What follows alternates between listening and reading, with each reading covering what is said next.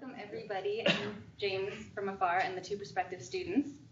We are really excited you're all here, and are excited to share with you our management planning process and the plan itself. I think you all know us, but just in case, I'm Megan Jones. I'm Megan Kite. Eric Rubenstahl. I'm Kaylin, Clements.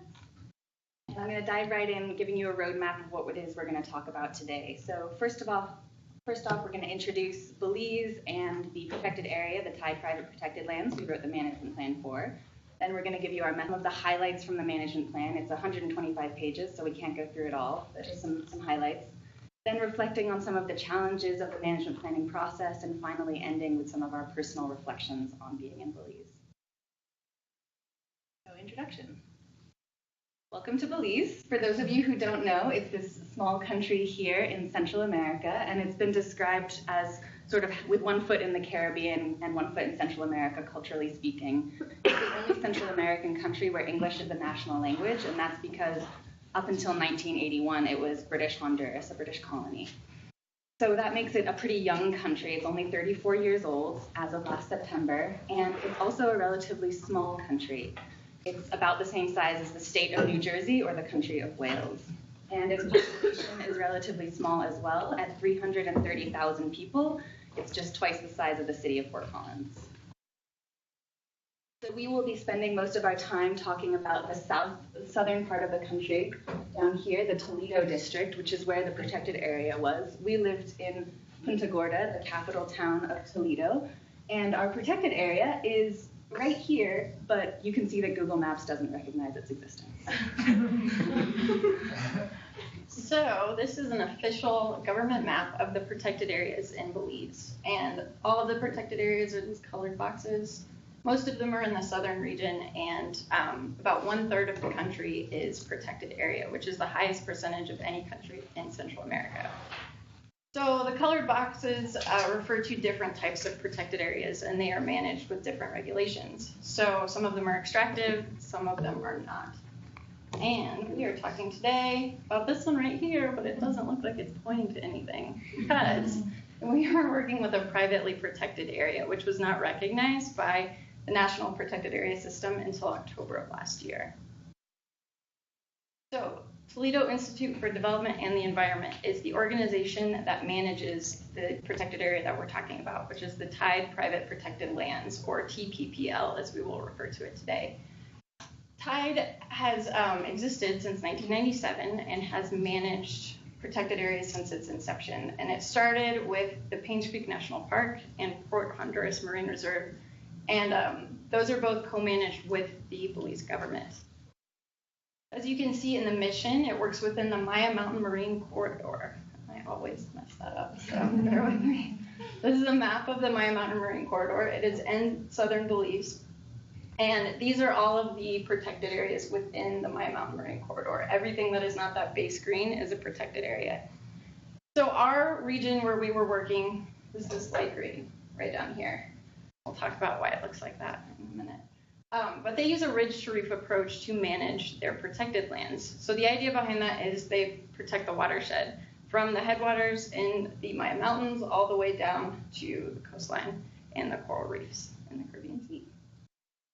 So the Thai private protected lands are all of these little pieces. And Tide acquired these lands through a Debt for Nature swap agreement, and that agreement was between the United States and Belize. And under that agreement, the United States forgave $5 million of their debt in exchange for up to 25,000 acres of Belize's southern, very dense tropical forest to be protected. So the Nature Conservancy brokered that deal, and then they designated Tide as the managing organization for this protected land. Both the government of Belize and the Nature Conservancy gave money to Tide to outright purchase these lands. And their method behind this is to protect the riparian areas on the Rio Grande, which is this river right here, as well as coastline. So obviously this is not the ideal design for a protected area. If you are designing an ideal protected area, you want one parcel because you minimize the edge effect. An edge is a boundary between two different ecosystems. So it increases management difficulties the more edge you have. And here you have very difficult management problems because our edges are between very dense tropical forests and completely cleared agricultural land. This brings us to our social ecological context. Thanks, Megan. Yeah, so the social system of that, the social component of that social ecological system, Belize is very diverse and it's growing very fast. One of the fastest, in fact, in both Central and South America, 2.54%. And it's caused from a number of reasons. First, obviously people having a lot of kids, that internal sort of growth, and then also kind of the external element. Guatemala has 15 million people, and Honduras has just under 9 million people, and then you have little tiny Belize with under 500,000 people. So you can imagine the pressure from those countries wanting to get to Belize because not only they have the space and the resources that Guatemala and Honduras are quickly running out of. There's 6 main ethnic groups within Belize. There's Mestizo. There's 2 types of Mayan. There's Quechua and Mopan Mayan. You have East Indian culture there present, Creole, Garifuna, and then Caucasian. Bunch of different expats, people from the UK and United States, and the Mennonite community too. Another thing about Toledo, it's different than the northern part of Belize. It's a small country, like Megan had mentioned. It's about the size of New Jersey, but in the south, it's much more poor, and it's also the education continually year after year finishes like last in the country. So you have those sort of elements of the social aspect of the country as compared to the north. So zooming in on our area where we focused, we were right there in Punta Gorda at the very southern part, the very bottom of the screen. And there's 16 buffer communities, 12 primary communities that we dealt with, and 4 secondary communities. Monkey River, the northeast corner of this map, borders one of the parcels that looks very isolated, but it actually, the light tan is Paynes Creek National Park. So an important thing to kind of keep in mind when we're working within this Maya Mountain Marine Corridor, the social ecological system, is that there's a lot of, it's a patchwork of protected areas. So the TPPL is a fragmented landscape that sort of jigsaws into the rest of the protected areas. So isolated, there's a lot of fragmentation, but together with other protected areas, it makes a lot of sense. So coming around the Southern Highway, back down to Punta Gorda, just to give you a little taste of the cultures in all these towns. Cattle Landing, tiny little village, mostly Creole. Fishing is their primary source of income and how they live. Moving up the road, Forest Home and Eldridgeville, they're East Indian communities. And then you go up here to San Marcos by the junction, and it's all Quechua Mayan. There's about 600 of them. So just within a couple miles, you have 3 very distinct cultures just in that short little period. Big Falls is a melting pot of all different ethnic groups. All 6 of them live there and are present. And that town straddles the river with about 1,100 people, that village. So it's a bigger one. Pine Hill, Megan Kite had mentioned that there's a lot of milpa, kind of clearing of land for agriculture. They flatten everything and have big farms. So their intense agriculture borders the private protected land there. And then last 2 I'd like to mention is Indian Creek and Golden Stream, which Yakshay Conservation Trust has kind of a stronghold with those communities. And yeah, I guess just these secondary communities, we want to integrate them into our work too because they border some important river systems. Now to move on to the stakeholders, looking back at this map, it doesn't show on this one, but it's important to understand, kind of like here in northern Colorado, there's a checkerboard sort of matrix of land ownership. Very, very complicated. It makes the social ecological system, just complicated. Yakshay Conservation Trust, I mentioned them.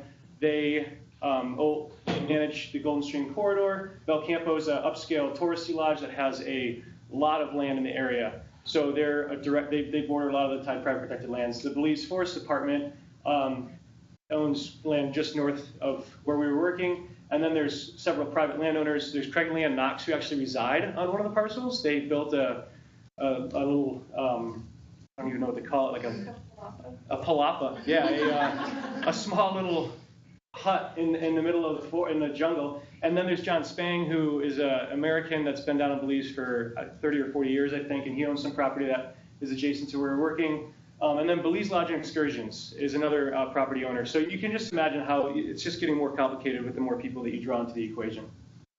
So zooming back out to Belize more generally, I'd like to reference, in an ecological system, I'd like to reference the Latin motto here on the coat of arms, which says, "Under the shade we flourish." And it's referring to 18th and 19th century reliance on logging of mahogany, which is the tree in the background. Ironically, when you think of Belize and the phrase "under the shade we flourish," that's not really what you think of these days. Belize has the highest percentage of forest cover in Central America. And just to visualize that, this is a satellite image from 2007. And on the right, we have Belize, and on the left, we have Guatemala. And you can see that this is the border between the two countries. And Belize far and away has the more green forest cover than Guatemala. So when you think of Belize, a lot of times people think of the marine ecosystems. They have the Mesoamerican barrier reef, which is the second largest reef in the world. And there's a ton of biodiversity just within those marine ecosystems. But like I said, there's a lot of forest cover, so we have lots of terrestrial organisms as well. Here we have the painted bunting, which uses Belize as a stopover in migration. And the jaguar, of course, the iconic jaguar, who's lost 46%, or only covers 46% of its historic range. And they require a lot of hunting range, which is why Belize is a good home for them. And then white-lipped peccary also is struggling a little bit. Their populations are declining. They require a lot of area. Black howler monkey is, it has its highest density of its population in Belize, and it requires a lot of tree canopy. And then we have the mahogany and the red-eyed tree frog. And all of these organisms are found in tide fire protected lands. Climate, very different than here. Fort Collins receives 14 inches of rain each year. Where we were in southern Belize, that dark purple shading, the very southeast corner of Belize, 160 to 180 inches of rain each year.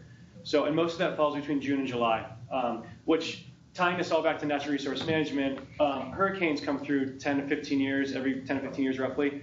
Huge amounts of rain, huge amounts of wind, uprooting trees, defoliating vegetation, killing wildlife, all that kind of stuff. So that all ties into how you manage a landscape. You know, is it arid with only 10 inches of rain, or is it extremely wet? And those are all. This is kind of a element that we took into consideration when writing this plan.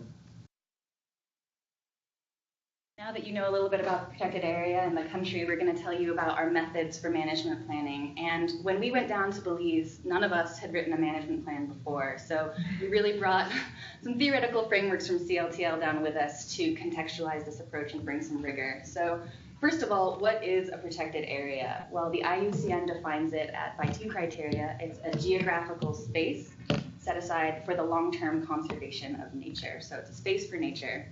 And a private protected area is like we were writing the plan for, is just one that's not managed by the federal government or state government.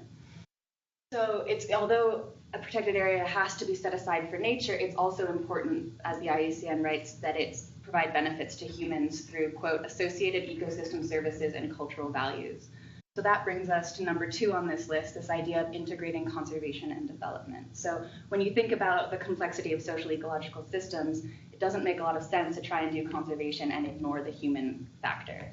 And a lot of times those are seen as being in tension. For example, around tide private lands, we have local communities that like to eat the Hickory turtle as a cultural delicacy, but it's critically endangered on the IUCN Red List. So how do we balance those two needs? The idea of integrating conservation and development started in the 1980s as this practical and moral approach to get win-wins, social ecological win-wins, but unfortunately, it is difficult to do this effectively. So that brings us to collaborative conservation, this idea that has been raised in part by theorists like the political economist Elinor Ostrom, this idea that local people who manage natural resources can, in some cases, be more effective. So local people who use natural resources can be most effective at managing those resources. So in Belize, this takes the form of co-management of public protected areas where NGOs and sometimes community-based organizations are working with the national government. And for us in this private protected area, it really brought the question of how much community participation can we bring into the management planning process and the implementation of the plan itself. I've been throwing around the word effectiveness a little bit, but how actually do you understand effectiveness in conservation? How do conservation practitioners know when they've met their goals? Well, you need to monitor and evaluate, get baseline data and indicators, and continue to monitor those indicators over time for change. But unfortunately, in the reality of on-the-ground conservation where budgets are tight, often money goes on the project implementation and not on the project evaluation. So this was a problem we saw time and time again in Belize and ran into ourselves in the Tide private protected lands. So as Megan had mentioned, you can imagine 4 of us, we get down there and we'd never written a management plan, we'd never been to Belize. We're asking ourselves all sorts of questions. We did a little bit of work on the front end and literature review and reviewing documents, but we get down there and we're just asking a ton of questions. Where do we even start? How do you, with this place didn't have a management plan for 14 years, so there's nothing to go off of. There's very limited management in general. So how do you know what's working, what's not working? What are the needs of the ecosystem and the local people? The map that I mentioned earlier, those people, those communities are getting in there and they're fishing, they're hunting, they're using the cahoon palms and other resources and pulling that from the land. So how do we, make it all work? So this is one way that we kind of captured a lot of things that we did. So like I said, we had one Skype date with Tide before we got down there, and then we arrived in early June, and we reviewed the Tide documents and did literature review and did as much academic research as we could prior to getting there. And then once we got on the ground, we did a lot of external consultation and a lot of one-on-one meetings. Reviewing other management plans was key. We did a lot of that to draw from other examples all over the world. But definitely in Southern Belize, we focused on a lot of those management plans that already existed. And then, of course, we improved from what they had because we had to one-up them. And then towards the end, we're going to get around to the semi-structured interviews that we conducted. And we noticed a big data gap, and so we chose to fill that towards the end. And then December 3rd, the management plan was complete. So just to go through some of the major data gathering events that really created this plan, we had management plan team meetings. There was 8 Tide staff. We didn't have one supervisor. We didn't have one point person. It was 8 of them on this team. And they were all different, experts of different kind of arenas. And then there's the 4 of us. So you have 12 people in a room trying to get to know each other, build trust, respect one another, figure all those sort of dynamics out. And so we spent a lot of June and July and August having these big meetings. And they sort of continued throughout the time, too. And then by the middle of August, we spent a week with the rangers this was our first time on the Tide Private Protected Land. Getting out there, touching it, smelling it, feeling it, doing biodiversity transects. It was intense. It's a wild landscape. And then we came back from that and put together these 2 conservation action planning workshops, which we're going to talk much more about because that sort of served as like the spine of our management plan. That really set the stage for the whole rest of the show. And then after those workshops, we had a lot of one-on-one meetings with the different experts at Tide and other people in the area, other people that are in the conservation field. And then on October 1st, we had sort of an ambitious goal to have the initial draft done, and we met it. And we had the first draft all completed by then, and then it was a lot of editing and drafting and just more consultation. And then when you guys were hanging out for Thanksgiving and eating turkey and cranberry sauce, we were having our last big management plan meeting right at the end of November there. That was kind of the chance to have any sort of last-minute edits or changes. And then once again on the 4th, we completed the plan. So just to kind of review that whole complex process from another angle, to ensure, again, rigor, we wanted to bring in 3 different types of information. So this is all the same things that Eric was talking about in a different frame. So we wanted to look at international conservation best practice through IUCN, CAP, RAPAM, and other management plans. My favorite thing from the IUCN management planning process guidelines was that it needs at least 12 months, and we had 6 months. We also wanted to make sure our plan fit in with what Tide is currently doing and how other protected areas are managed in Belize, and then finally bringing in the voices of other people like buffer communities and stakeholders in the process. So get there in June. First thing we do over June and July is 4 weeks of field trips to protected areas all across Belize in the National Protected Area System, which were all those ones on that big map that Kite showed you earlier. And this is some photos we took along the way. And this process really gave us important context on how co-management works in Belize, getting to meet different NGOs and community-based organizations, and also getting exposed to some really interesting landscape scale conservation efforts going on in Belize. So with 1/3 of the country protected, there are interagency efforts by NGOs and government organizations to collaborate towards shared goals at the landscape scale, particularly with regards to this idea of biological corridors. There's a northern, southern, and central biological corridor in Belize linking up different protected areas, which is really important for species conservation so they're not geographically isolated in unconnected protected areas. At the same time, in these first 2 months, we really delved into the weeds of how Tide operates and how the TPPL functions. So we read a lot of documents, but the most important are the Forest Conservation Agreement and the Golden Stream Private Protected Lands Management Plan. The Forest Conservation Agreement was written in 2001 to set out the rules and regulations under the Debt for Nature swap about what could and couldn't be done with this land.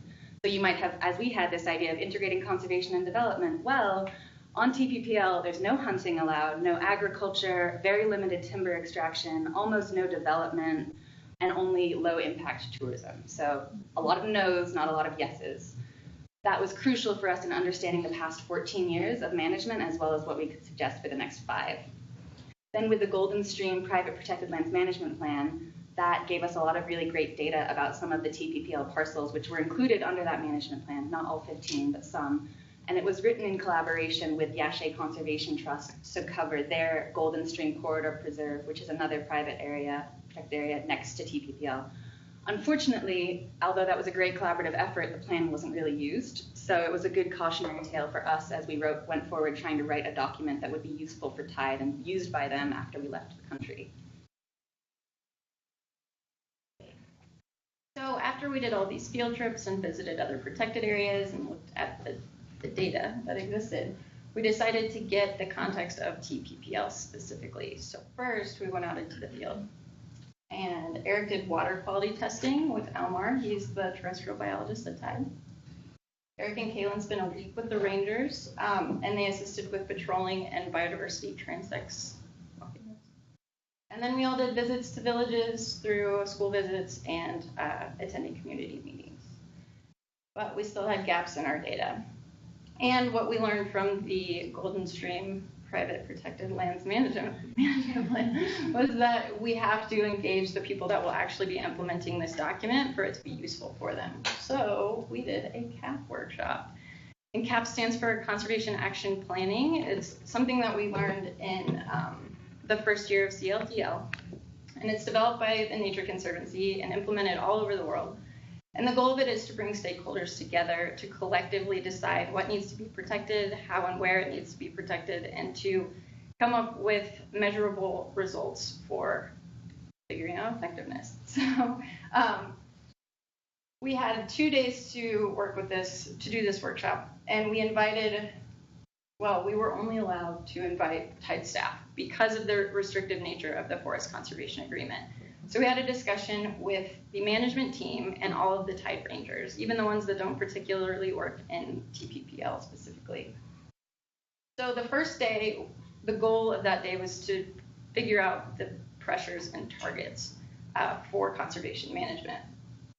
So we did something called the Rapid Assessment and Prioritization of Protected Areas Management Tool by WWF. And it's a big questionnaire that helps to prioritize, it defines the pressures and threats of the area, and it prioritizes their severity and scope. And so we had them fill out the questionnaires. Megan did the fastest initial analysis of all time. And then we facilitated group discussions to see if what came out of those questionnaires was actually what people were seeing on the ground.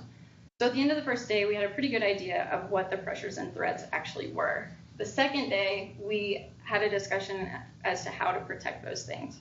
So through different methods that we learned through CLTL, we did this thing that we call dream boarding. We don't know the actual name, but coming up with dream programs, prioritizing those programs, and then doing SWOT analyses of those programs to see what they actually wanted to be implemented and what could actually be implemented realistically.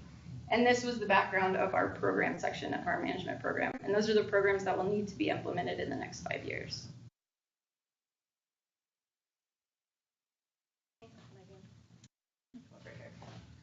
So at the beginning of October, we delivered to Tide the first draft of our management plan, as Eric mentioned earlier, and we sort of awaited feedback. And at the same time, we began implementing the first action of our community engagement program, which was research on community perceptions from the buffer communities of Tide private protected lands. This topic wasn't just something that we thought would be fun to do. We had a discussion with the management team earlier on about 4 possible topic areas that they might be interested in us doing in parallel with the management plan. And this one was identified as the most helpful and the least redundant of the different options. The other ones were more financial oriented. And this community perceptions research required going out into the communities and formally inviting community leaders to participate in the interviews. We ended up interviewing 29 community leaders, such as alcaldes and school teachers, throughout the months of October and November.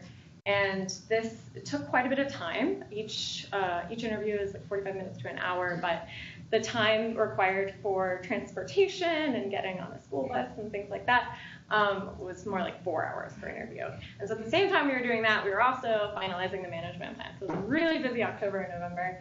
And this is just a picture of our questions and a picture of one of the sites where we interviewed a community leader. So, management plan review. This consisted of a lot of consultation and then editing, and then consultation and editing. And we would have big group meetings and also one-on-one meetings so that you have the decision-making body of the whole management team and the consensus from them. By the end of November, we had, the approval of everyone on the management team, which was really exciting. And then we also had those one-on-one meetings, which are really important because if you have an expert, like biologist, they're probably going to give you a little bit different information one-on-one than in a big group meeting. They're not going to bring up like a Hecate detail. Hecate is a turtle. So they're not going to bring up this Hecate document when we're talking about bigger picture ideas. And then we finished up and we left the country.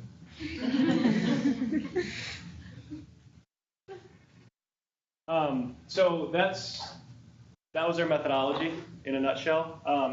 And this diagram on the left here, it just sort of sums up what went into it. It was a lot of synthesis, and there was a lot of internal and external document review, tons of one-on-one meetings, management team meetings, and of course the field visits and getting out and seeing the country and everything, and then tons and tons of drafting and editing, and then the output being the management plan and partnership tied with Colorado State University. So the results section, we've gone through how to make a management plan, but now we're going to highlight some of the particular results. First of all, I want to talk about the funding. By creating this management plan, this gives Tide access to a pool of funding from this new legislation called the PACT Act. That's the Protected Areas Conservation Trust Act. And this act does 2 very important things. First of all, it allows PACT, which is this organization's logo right here, to allocate funding for staff costs to protected areas that are recognized by the National Protected Areas System. And if you remember from earlier in the presentation, TPPL was not recognized by the system until another component of this act, which is it recognizes privately protected areas as national protected areas in Belize. And then the management plan. This was our deliverable for both Tide and our master's degree. So it's 124 pages, and it's populated with information that we got from all of the methods that we just discussed, and mostly pictures that we took ourselves. And this is the organizational structure of the document. We use the organizational structure that's seen in the other 2 management plans for Tide's other protected areas. So it's fairly basic and easy to use, easy to find when you're looking for what to do in a particular situation.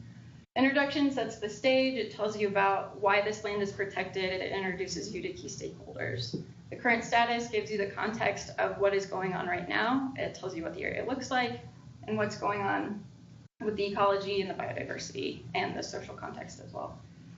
The key management issues introduces the targets and pressures. The management programs tells you how those conservation targets are going to be protected. And then the implementation says who will do what, when it will be done by, and gives some monitoring suggestions.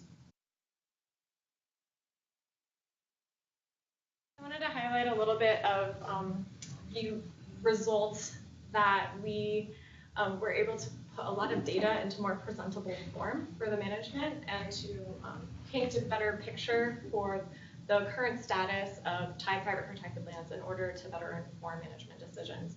So some examples of this, I mean, we hunted down all kinds of data from published documents all the way to hard data that's literally like written by hand by a ranger from the field with paper that's like got rain on it. And an example of this is where Megan Kite created this chart from data like that about the evidence of different species on different parts of the protected area. And she also created profiles for every species of international concern. In addition, there's also graphs like this is not the only one, that show data presented in a better format than maybe an Excel spreadsheet. So Eric created this based on data that he coordinated with Yashe Conservation Trust to get on rainfall data near protected area. And then of course, I just listed some of the other, nitty-gritty areas, management plan archives, data collection. There's a lot more than just that. So this was something that I helped pull together, a chart of the 15 different parcels that make up TPPL, because people knew roughly how much the acreage of this protected area was, but until we pulled this together, we didn't know that it is 21,588 acres.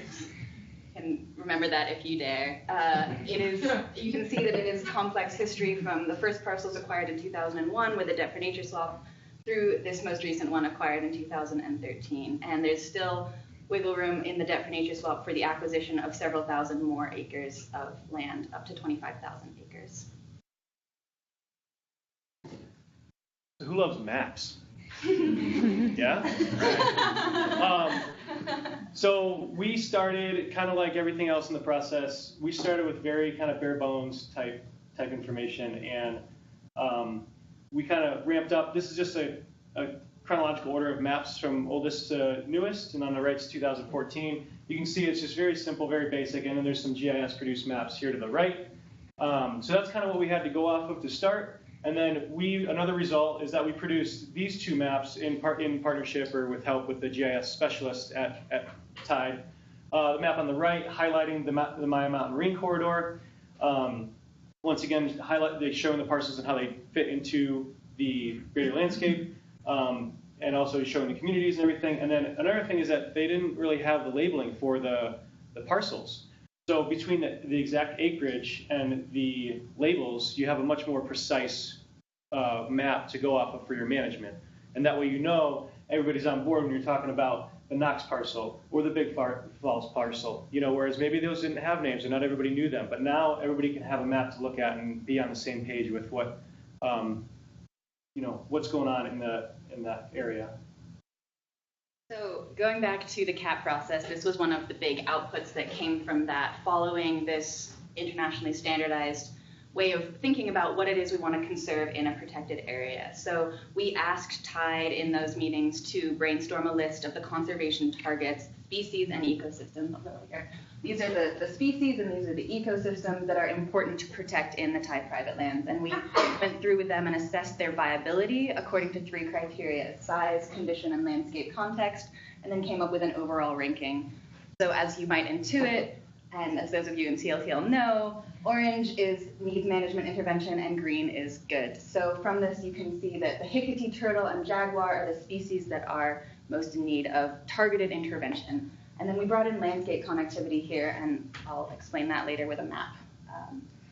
So this is just some photos to get you familiar with those species which you might not know about. The game species are some here: white-lipped peccary, armadillo, curassow, gibnut, the Hickory turtle, so cute, and the tropical evergreen seasonal broadleaf lowland swamp forest tall variant, which is a species, an ecosystem that is underrepresented in the National Protected Area System, but is present in Thai private protected lands and is actually doing, if I go back, can I go back?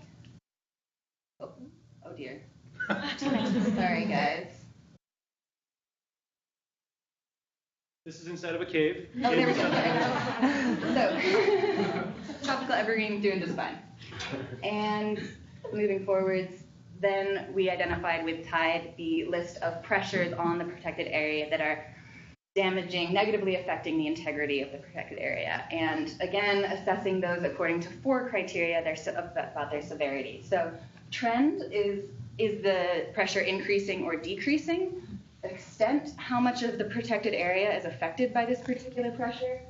Where the pressure exists, how severe is the effect? And if the pressure were to stop tomorrow, how long would it take the protected area to recover? And from that, you get the overall impact.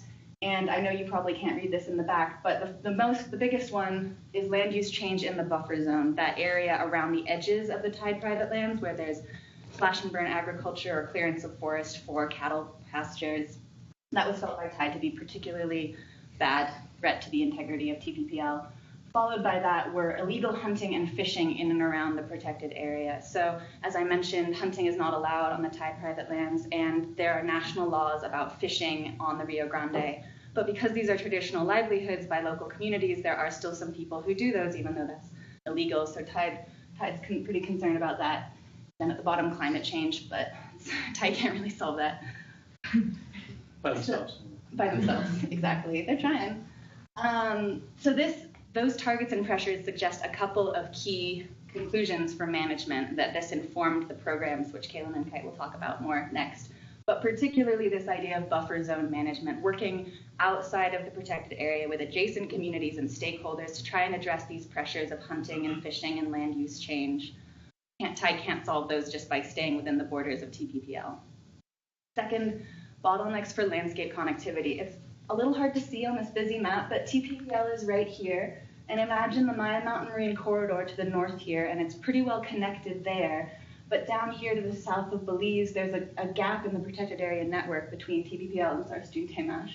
And the orange is where land has been cleared for development. So there's only a couple of areas where there's still corridors for species to travel between protected areas. So if Tide can use its 3,000 acres it has left to help protect that corridor, that would be a really great next step.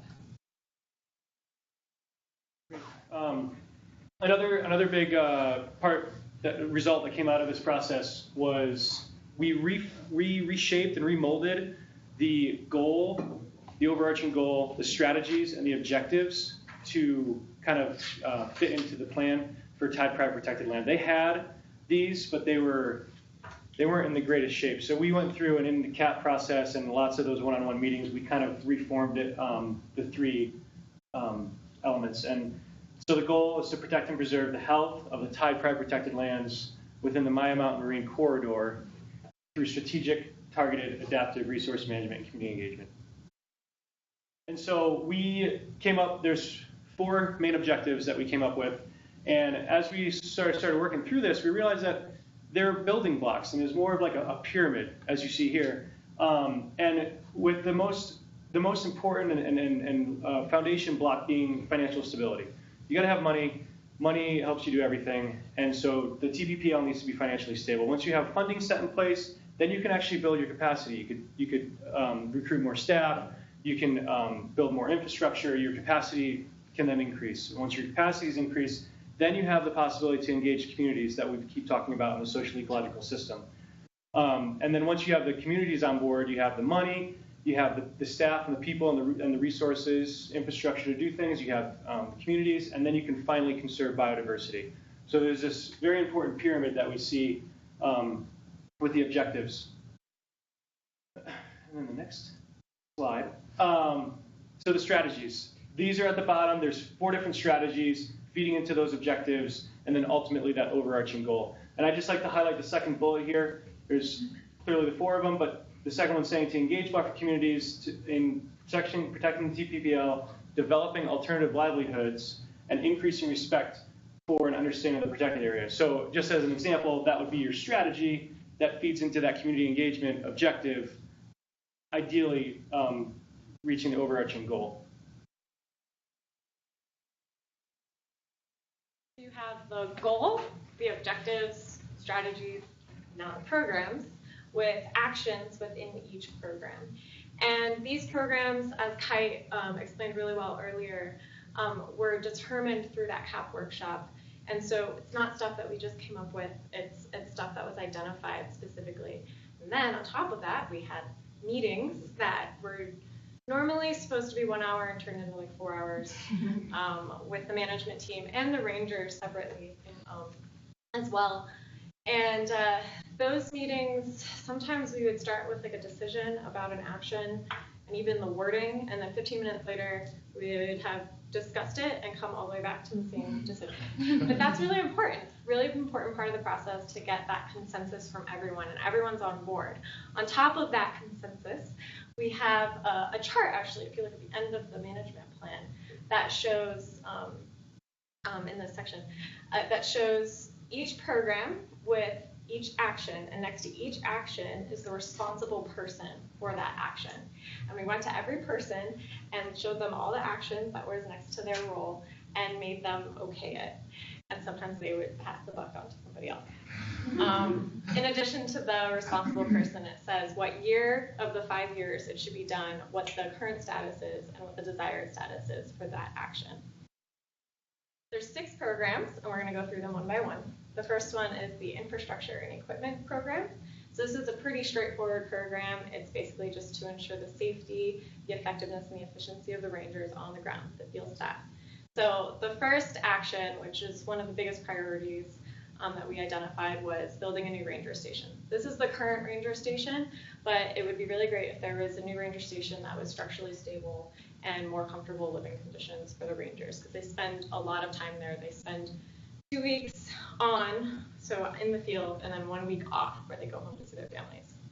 We asked one ranger if he would prefer to have 1, an increased salary, 2 hours that allowed him to go home and see his family at night, or 3, a new ranger station, and he chose the ranger station because it's where he spends the most time. Some other actions included in this program are improved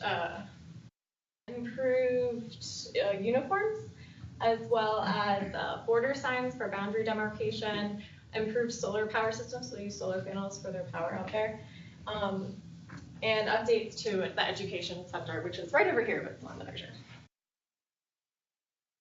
Okay, and then we move to the staff development program. The goal of this is to maximize the effectiveness of the human resources that they already have. So there are 3 full-time rangers that work on 21,588 acres of fragmented protected area. So it's a huge job.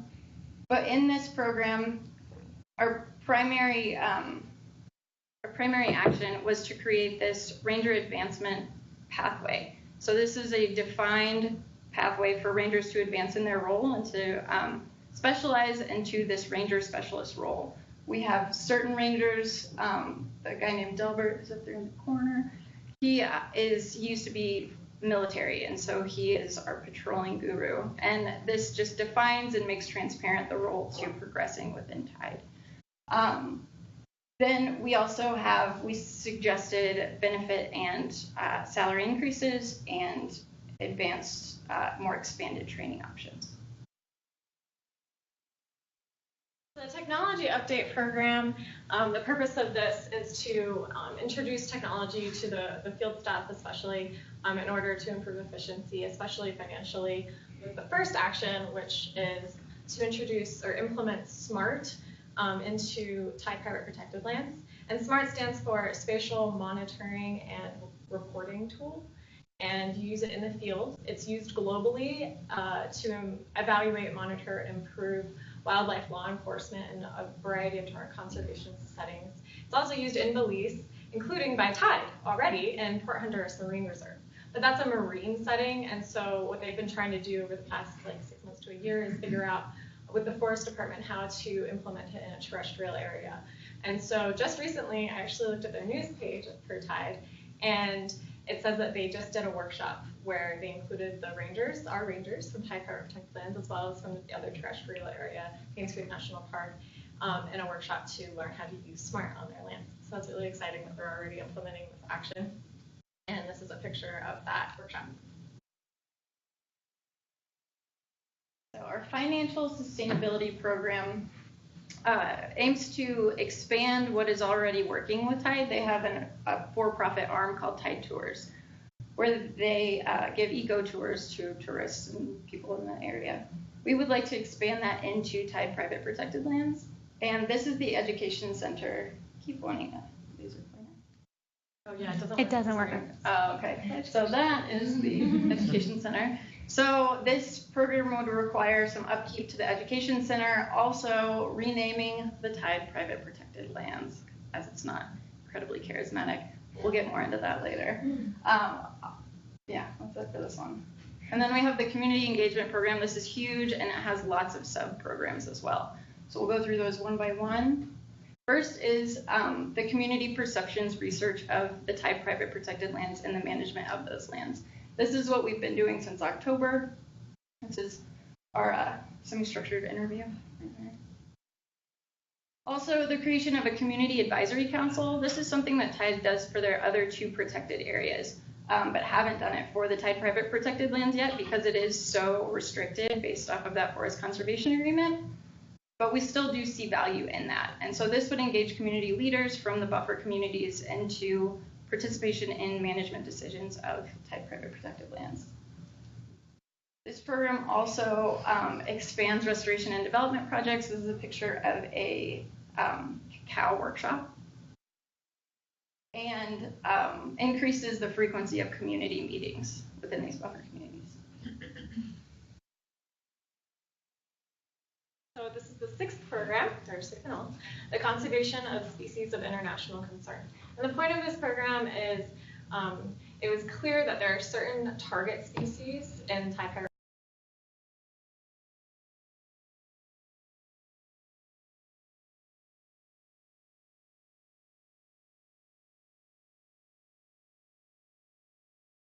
with some specific action, it could really help conserve those targets. So we have 4 sub-programs, and that is the strategic land planning, which helps, I'm not as good at Jones at this, so that helps conserve at-risk ecosystems, including the tropical, evergreen, seasonal, broadleaf, lowland, swamp forest, tall variant, which is an underrepresented ecosystem.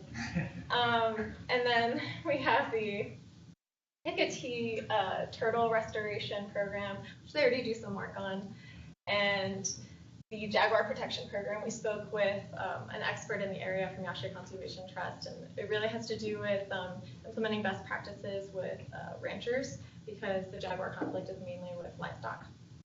This is actually a picture from Pine Hill, one of our buffer communities.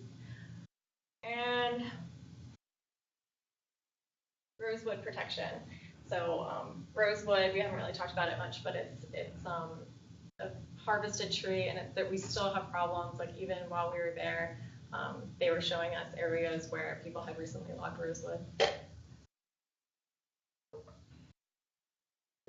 got this lately. Okay, so just to recap the 6 programs.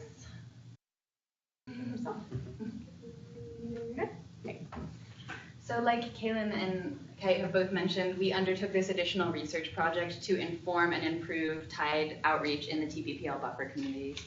We were really so excited to do this, getting out in the communities and talking to these leaders. And we had a couple, 2 areas that we were asking questions about. So first of all, we wanted to understand, how do community leaders think about the Tide private protected lands? What do they think it's for now? What do they think the rules are? And what do they think the rules should be in the future?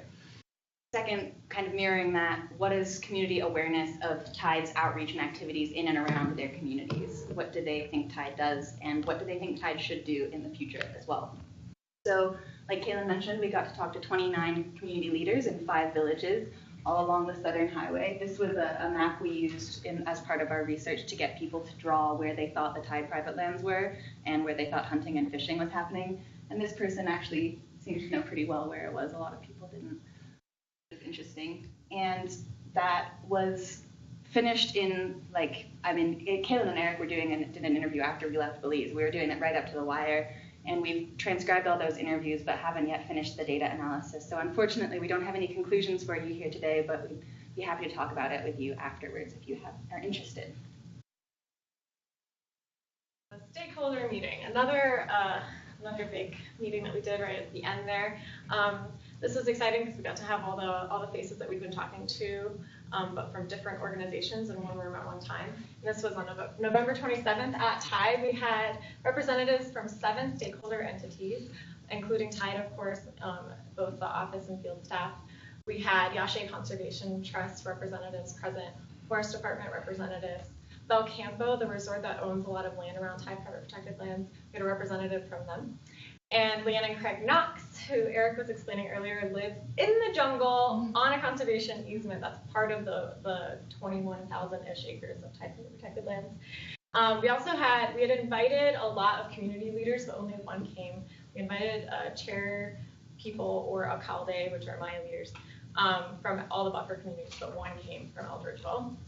And one private landowner, he's not in this picture. Oh, there he is. The American guy. He had a lot of strong opinions about how conservation should be done. And so in this meeting, we facilitated large and group discussions. We used something called the World Cafe, which some of you are familiar with. And some of the results from this meeting I thought I'd share. I'll give you 2, quite a few. One that everybody sort of had consensus about was that private landowners should consider using undetectable surveillance cameras to capture illegal activity and wildlife activity on their lands. And then also the need for one umbrella organization in Toledo for the collaboration of organizations in the Maya Mountain Marine Corridor. And we made a stakeholder meeting report, which is in the appendix section of the management plan. In addition to that meeting, another classmate and I, Julie Sabatis, she did a bunch of lionfish work and research in Belize. She had just finished doing 400 to 500 surveys all across the country, and I had just finished doing all of our interviews, well, a third of them. And so with our powers combined, we shared our knowledge about interviewing and surveying and just social science in general with community researchers and Tide staff.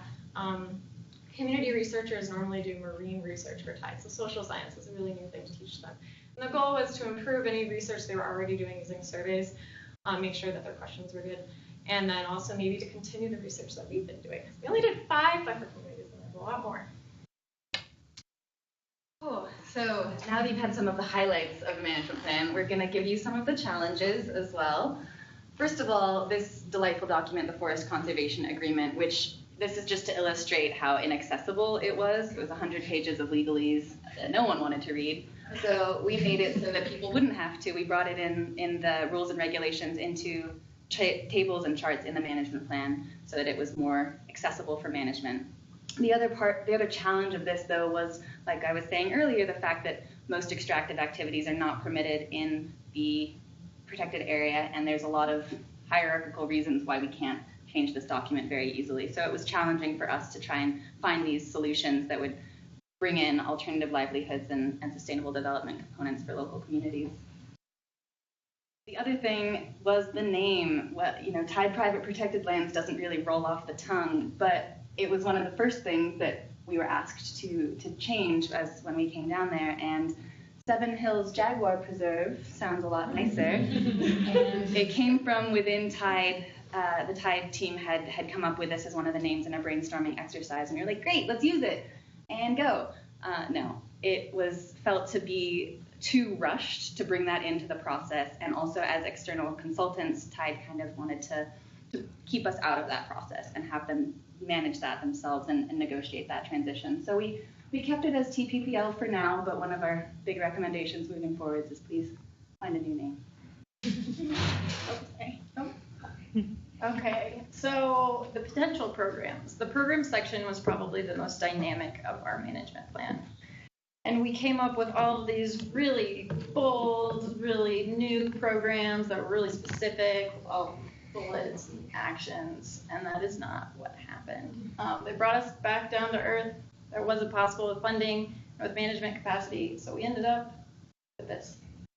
This is our financial sustainability program. We had this idea to do a big agroforestry project just adjacent to the lands and the buffer lands, but it wasn't going to work out. It didn't. It was too soon, and too confusing for the organization and the buffer communities. So we had to nix that entire program. And if you'll see here, our ecotourism program was pretty long and specific, and now it's more vague and allows for adaptive management by the organization. So through that, it was a little disappointing at times, but now we have a document that's realistic and implementable, and I think we're all pretty proud of that. So funding, back to that pyramid, that objectives pyramid, the base layer there is that financial sustainability. Funding is tough everywhere, all over the world. I mean, everybody's talking about funding and how tough it is. Tide operates on roughly 1 million US a year. And just to give you a little sense of, this is from the 2014 report, 89% of their income is coming from public and private grants. So very, very heavy on the grant side, making for a not so diverse financial portfolio, which, something that a business strives for is a very diverse portfolio in case things happen in other sectors. The kind of maroon shade on the top there, that's the endowment interest. So the Tide Private Protected Lands has an endowment fund, and in 2001, the interest rate percent was 9%. That's now dropped to 2.5%, and there's not certainty in the future on what that's going to happen, but essentially that wedge of maroon is shrinking. So, and then the Oak Foundation is withdrawing in 2017. They've been with Tide for a while. So funding is always just a challenge. Oh, and then another, so the Tide Private Protected Lands, probably can't see that, but roughly 12.5% of their expenditures goes to the Tide Private Protected Land. Majority of it is for the Port Honduras Marine Reserve, the 100,000 acres of marine seascape. So. So something we've already sort of discussed is that the capacity is a challenge. The capacity of the field staff for Tide Private Protected Lands, there's 3 full-time rangers. First of all, there's the protected area. This is not one of the 3 full-time rangers. I'm starting back from the top. But this is Mario Muschamp. He's the protected areas manager for all 3 protected areas of Tide. And then Eugenio Oz, the head ranger for Tide Private Protected Land. And then his 3 full-time rangers are Santiago Cucul and Delbert Pop and Victor Bonilla. Unfortunately, Eugenio Ah, who we worked really closely with every step of the process of the management plan, we had really deep conversations about life and the management plan, but he recently left Tide to go work on agroforestry, a really big passion of his, at Yache Conservation Trust. And he was replaced by the head ranger from Haynes Creek National Park, which is Andrew Williams. So he's now the head ranger for Tide Private Protected Lands. Unfortunately, we did not get to work a lot with him on the management plan, so that will probably be a challenge. But we did get to spend some time with him at Haynes Creek National Park for a few days. Things will also hopefully be looking up because from here on out for capacity for staff in general, because as Megan was talking about earlier, that PACT Act that distributes funding to management, but specifically staff, the way that you get funding is by having a management plan. And so those were some of our challenges with the management plan, but we'd like to give you some of our personal reflections on the experience as well. My personal reflection happens to be very related to the management plan. This is a picture of me the day before going out into the jungle. So I'm holding my muck boots, I'm really clean. And then about 5 a.m. the following morning, I was soaking wet from rain in that truck with Eric and 3 rangers, all very sweaty. And we were, I hope this works. This is the trail that we were driving through. And then when we couldn't go any further in the car, we were going to get out and walk. So when you're walking on these trails, the brush is like up to here. I mean, you can't even see your feet if there's a snake. So the whole experience made me really appreciate the ranger jobs. I mean, we sit in an office all day and work right on our computers, and then to see what these guys do 2 weeks straight, and then 1 week off. And because we were able to have that experience, it made me really believe in our management plan. Get to ground truth it. Cool. So I felt my reflection was that this is a very dynamic experience. there's, like I said, there's 4 of us. There was 8 sort of supervisors. Just the 4 of us, very unique, bold personalities. And there was just a lot of layers of complexity with the staff and with social circles and professional circles, and just everything was just so, crazy. And we got to get out and explore a lot, which was really nice. We got to see a lot of Belize, and super hot and humid down there. It was really tough, cherry on the top. But overall, great experience, just very dynamic with everything else that was going on. Like I said, we aren't able to give you sort of findings from our research, but we all had it was such an incredible opportunity to get to meet some of these people from all of these different villages, go into their homes and have these conversations and just learn about what matters to them and how they saw the world from their little corner of it. It was really cool. And little tidbits like how many young people are leaving the village and how hard it is to find jobs locally and the loss of traditional livelihoods. My parents' generation, everyone farmed and fished, but now no one does that anymore. We don't have anyone who knows about medicinal plants, stuff like that. And then, oh my gosh, the importance of a local network. Mr. Norman Budna, the community outreach coordinator at Tide, was so helpful throughout this process because he gave us access to these community leaders that he's worked with for years. And without him making as that bridge builder, we wouldn't have been able to get these open, honest conversations that we did. And then mine is the concept of time. And Belize, time moves very, very slowly, but you need a lot of it. And we came into Belize so excited, we were going to hit the ground running, finish early, and that is not what happened. And it's good that it didn't happen because you need to invest in the people and the culture and the place and do things like sit on hammocks and talk to the people around you before you can gain the trust and the knowledge to get moving. So, for acknowledgements, first and foremost, Jen Solomon. She was our academic mentor and our mama bear down in Belize.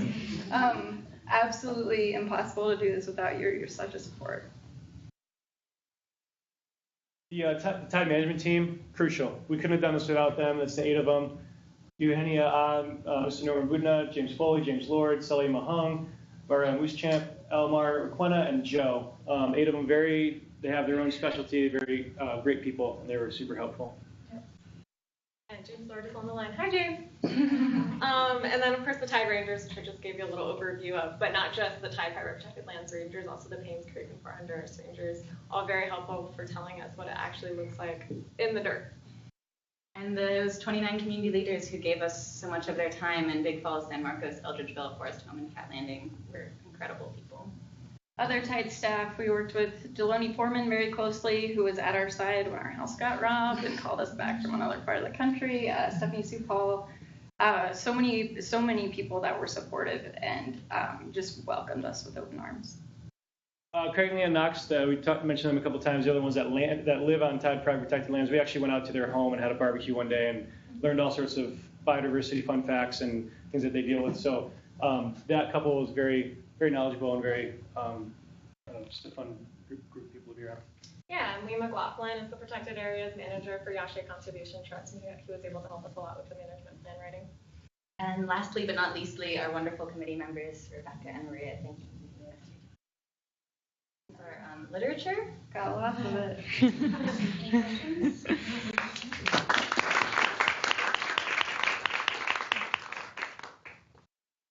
We actually have the management plan here too. We maybe should have distributed it earlier, but hard copy. If anybody's interested or. We have time for a few questions.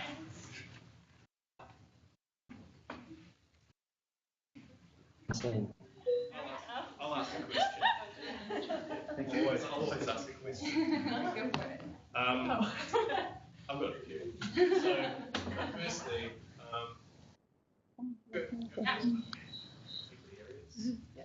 can do that. Oh, thank you. It's silly. I'm Celia. I just wanted to commend you all for a great job on the management plan. Thank you. Well, miss you all. Thank you, Celia. She's the executive director of Tide. Thank you, Sonia. Hi. Hi, missing you all. Eric. So let's have Patrick ask this question, then we'll give Celia and James some time to ask questions as well. Okay, mine's real basic. What's the big grey area? Oh, yeah. That is the other protected areas in the Maya. This stuff? Yeah. Those are other protected areas managed by other organizations like the Forest Department and Yashe Conservation Trust. So they all fit in together. Did any of the that's right. Did any of the tide protected areas lie on a country border or not? No. Okay. That would have been a slide. That would have come up. James and Miss Celia, do you have any questions for us from the presentation? No, you did an excellent job presenting the management plan, actually. So congratulations. Thank you. Thank you. Yeah, and I just wanted to commend you guys for the way you work. Like, your people skills were second to none. Like, and I'm saying this to everybody in the room that these guys did a tremendous job. Like, one of the hardest things at Tide is to get everybody in the same room at the same time. And these guys experienced that. It can be frustrating, but they were so patient and at the same time determined to make things happen that they pushed for what they wanted and needed to get done, but in an extremely respectful and professional way. And of course, the baked goods helped.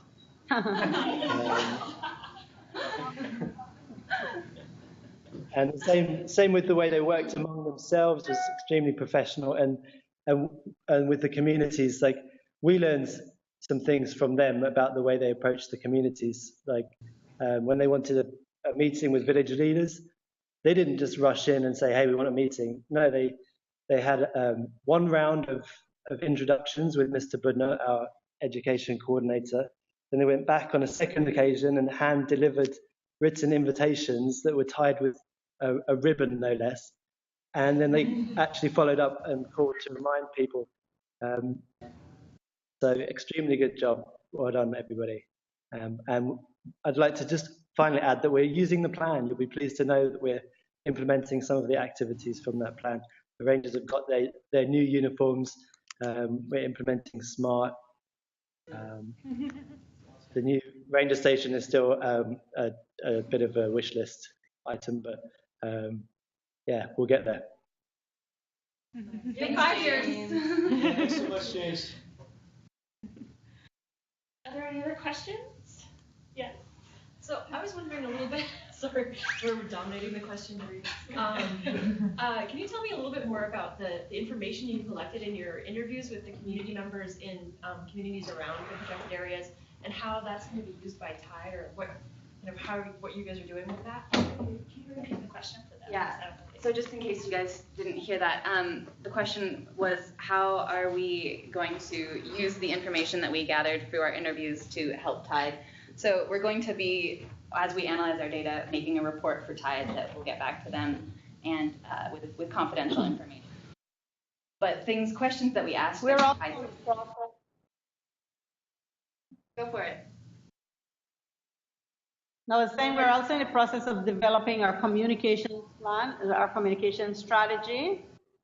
So I'm sure that the recommendations from you all will be extremely helpful in completing that strategy. Okay, great. Good to know. So questions we asked were, at the end we asked, would you be interested in having more conversation with Tide about getting involved in the management, so that getting people's interest levels, gauging that for the Community Advisory Council, which might be created, asking questions about what are you aware of that Tide does in your community? So are they aware of programs that Tide's doing, like engagement activities for children in schools or alternative livelihood programs, that kind of stuff. So those information will be gathered and distilled back to Tide. Yeah, and I think one of our big goals in creating the questions, we had this idea of improving outreach, just to make sure that communities are engaged. And so how do we best research that? Why don't we ask questions about outreach? So we ask them, like, what activities do you know of? What do you like? What's helpful? If you were in charge at Tide, what would you want to see done in the community? And then there's also a lot of questions about, like, the map. knowledge of are people hunting over here? What are they hunting for? Things like that.